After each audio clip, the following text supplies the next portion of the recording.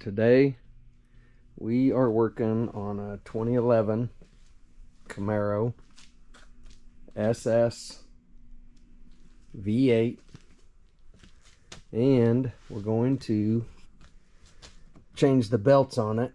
And of course this one, or the air conditioning, I guess, I haven't really looked at it yet, but anyway, it's a stretch fit belt and everybody hates those. And we're going to go ahead and put the new engine belt on as well. Got gates, and they're not cheap. I was kind of surprised. Just for this stupid little stretch belt is $43, and I had to order that. That's why I had to buy them separate. And the engine belt is what is that, $59, so $100. Okay, so I went ahead and set the camera up, but again, I just loosened up that clamp and loosened up that clamp, and it just pulls right away. And it exposes a lot of the engine, but now you can kind of see the belts, and still pretty cramped in there, but there's where that stretch belt is. And this car has it just turned over 60,000 miles. So the engine belt, you know, runs the power steering and the alternator down there. So really it's just the air conditioning belt that we're going to be struggling with today. This one will be easy, and I'll set this up here in a little while when I get ready to pull it off. So it's a 15mm wrench to put on that tensioner, and I'm just going to pull that tensioner towards the driver's side. Well, as you can see, it looks better if you do it down here so you can get the belt off. That was a novice mistake. Anyway, once you get that out of the way, you can get this engine belt clear off of there. Just get it out of the way. And by the way, I went ahead and I pulled this vent tube off the radiator just to get it out of the way, and I just tucked it back here. Anyway, so now I'm going to get ready to do the stretch belt, and I've got this special tool. Forgot to mention that earlier. I bought this a while back because I had to use it on a Chevy Suburban, and it's a nice little tool. I can't remember what I paid, maybe 25 or 30 bucks. So they're not cheap, but they got a magnet on them. And once I get it installed, it's got an install when you're installing the belt, and then it's got a remove position, so when you're removing the belt. So once I get it in there, I'll show you how it works. Okay, so we're back. I was gonna use this little tool to pull it off, but since I have to do it on the back of the pulley, you can see the belt is clear back here, and this little tool works better if you're trying to put them on from the front. So to get that one off, I'm just going to cut this stupid thing because I'm tired of messing with it. But I'm going to use this tool to put the new one on, and the way it works is you can get it.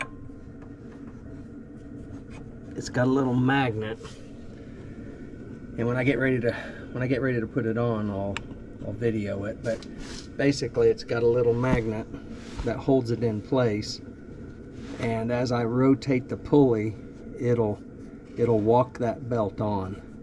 All right, so I'm gonna walk this belt on, and the way you do it is you put the belt on the air conditioner, and then you loop it around and get it as far on to the crank pulley as you can, which I've kind of hard to do this in here, but I've kind of reached back here and got that belt on about as far as I can do it. And then this little thing, again, is just a magnet, and it's on the install side, and there's just a little magnet that holds it in place, and then you push that as far underneath the belt, and you get it underneath the belt, and then I'm reaching back there and making sure that this is on as far as it'll go with my fingers. And then I've got on that crank pulley down there, it is I think it's a 24 millimeter, but I'm using a 15/16 long extension socket. It's an impact socket with a 1/2 inch drive, and I'm just putting it on there.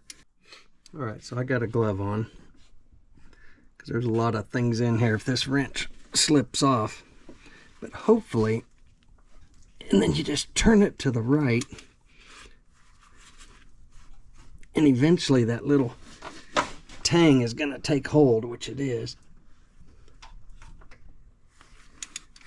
And the other thing that you have to be careful of, now that I've got some tension on it, see, you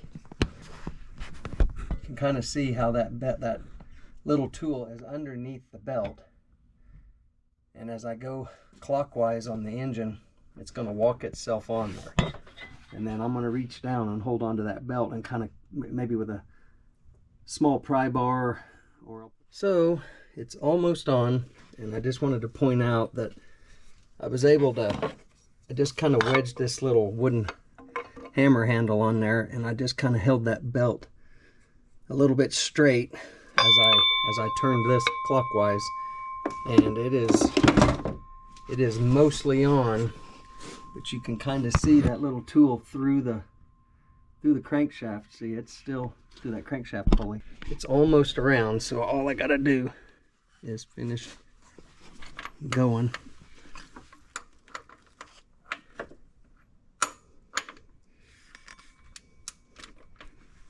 And I would recommend wearing a glove.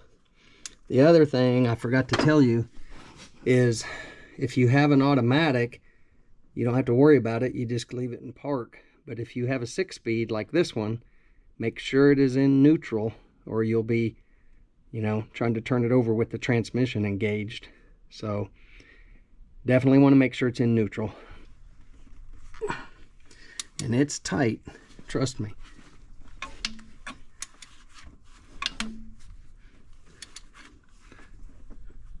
And there it is. You can see that tool worked its way all the way around, and you can see that little tool on there.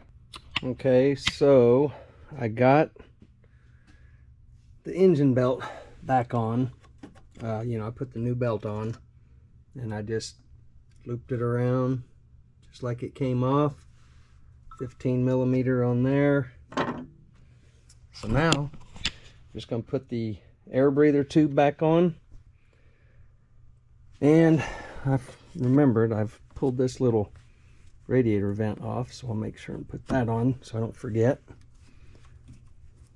And all right, we're going to put the air breather tube back on.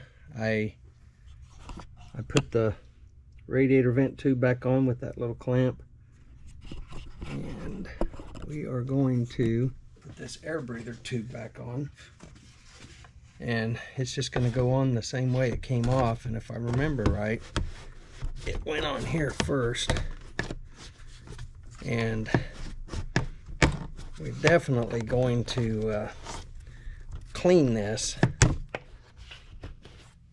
and this just kind of a process. There we go. And that's it. Make sure everything is not touching anywhere. And then we got this little tube that just pops back in by hand. Make sure everything's kind of halfway centered. And this is an 8 millimeter socket, or barely snug it. Or you can use a 5/16 regular SAE.